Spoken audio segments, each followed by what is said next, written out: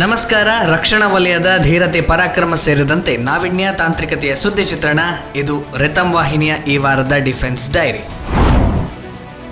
ಸಂವಹನ ಮತ್ತು ಎಲೆಕ್ಟ್ರಾನಿಕ್ ಯುದ್ಧ ತಜ್ಞರಾಗಿರುವ ಅಡ್ಮಿರಲ್ ದಿನೇಶ್ ಕುಮಾರ್ ತ್ರಿಪಾಠಿ ಅವರು ಮಂಗಳವಾರ ನೌಕಾಪಡೆಯ 26ನೇ ಮುಖ್ಯಸ್ಥರಾಗಿ ಅಧಿಕಾರ ವಹಿಸಿಕೊಂಡರು.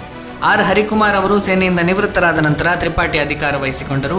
ಸತ್ನಾದ ಮಧುವಾರ್ ಗ್ರಾಮದಲ್ಲಿ ಜನಿಸಿದ ಅಡ್ಮಿರಲ್ ತ್ರಿಪಾಠಿ ಮಧ್ಯಪ್ರದೇಶದ ಸೈನಿಕ ಶಾಲೆ ರೇವಾ ಮತ್ತು ಖಡಕ್ವಾಸ್ಲಾದ ನ್ಯಾಷನಲ್ ಡಿಫೆನ್ಸ್ ಅಕಾಡೆಮಿಯ ಹಳೆಯ ವಿದ್ಯಾರ್ಥಿ. ಬುಧವಾರ ಸಂಜೆ ಜಮ್ಮು ಮತ್ತು ಕಾಶ್ಮೀರದ ಸಾಂಬಾ ಜಿಲ್ಲೆಯ ಅಂತಾರಾಷ್ಟ್ರೀಯ ಗಡಿಯಲ್ಲಿ ಬಿಎಸ್ಎಫ್ ಯೋಧರು ಪಾಕಿಸ್ತಾನಿ ನುಸುಳುಕೋರರನ್ನು ಗುಂಡಿಕ್ಕಿ ಕೊಂದಿದ್ದಾರೆ.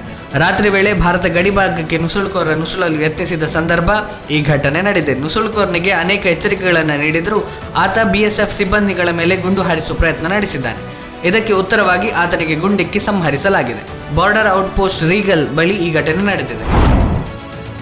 ಗಡಿ ಭದ್ರತಾ ಪಡೆಗಳು ಪಂಜಾಬ್ನ ತರನ್ ಜಿಲ್ಲೆಯಲ್ಲಿ ಚೀನಾ ನಿರ್ಮಿತ ಡ್ರೋನ್ ಅನ್ನು ಮೇ 1ನೇ ತಾರೀಕಿನಂದು ವಶಪಡಿಸಿಕೊಂಡಿದೆ. ಈ ಡ್ರೋನ್ ಸಂಪೂರ್ಣ ಹಾನಿಗೊಳಗಾದ ಸ್ಥಿತಿಯಲ್ಲಿ ಗೋದಿಗದ್ದೆಯಲ್ಲಿ ಪತ್ತೆಯಾಗಿದೆ. ರೀಪರ್ ಯಂತ್ರದಡಿ ಸಿಲುಕಿ ಡ್ರೋನ್ ನಜ್ಜುಗುಜ್ಜಾಗಿದೆ ಎಂದು ಸೇನಾ ಮೂಲಗಳು ತಿಳಿಸಿವೆ. ವಶಪಡಿಸಿಕೊಂಡ ಈ ಡ್ರೋನ್ ಅನ್ನು ಚೀನಾ ನಿರ್ಮಿತ DJI Mavic 3 ಕ್ಲಾಸಿಕ್ ಎಂದು ಗುರುತಿಸಲಾಗಿದೆ.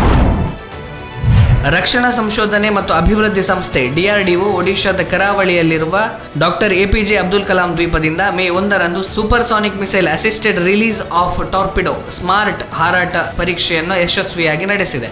ರಕ್ಷಣಾ ಸಚಿವಾಲಯದ ಪ್ರಕಾರ ಸ್ಮಾರ್ಟ್ ಅತ್ಯಾಧುನಿಕ ಕ್ಷಿಪಣಿ ಸಕ್ರಿಯಗೊಳಿಸಿದ ಹಗುರವಾದ ಟಾರ್ಪಿಡೋ ವಿತರಣಾ ವ್ಯವಸ್ಥೆಯಾಗಿದೆ.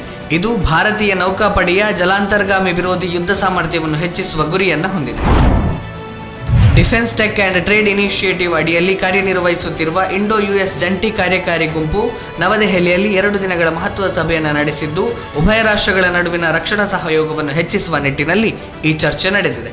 ಭಾರತೀಯ ವಾಯುಪಡೆಯ ಉಪಮುಖ್ಯಸ್ಥ ಏರ್ ಮಾರ್ಷಲ್ ಅಶುತೋಷ್ ದೀಕ್ಷಿತ್ ಮತ್ತು ಗುಂಪಿನ ಸಹ ಅಧ್ಯಕ್ಷರಾದ American brigadier general Joel W. ಸರ್ಫಾನೆಕ್ ಅವರ ನೇತೃತ್ವದಲ್ಲಿ ಸೋಮವಾರ ಮತ್ತು ಮಂಗಳವಾರ ಸಭೆಯು ಜರುಗಿತು.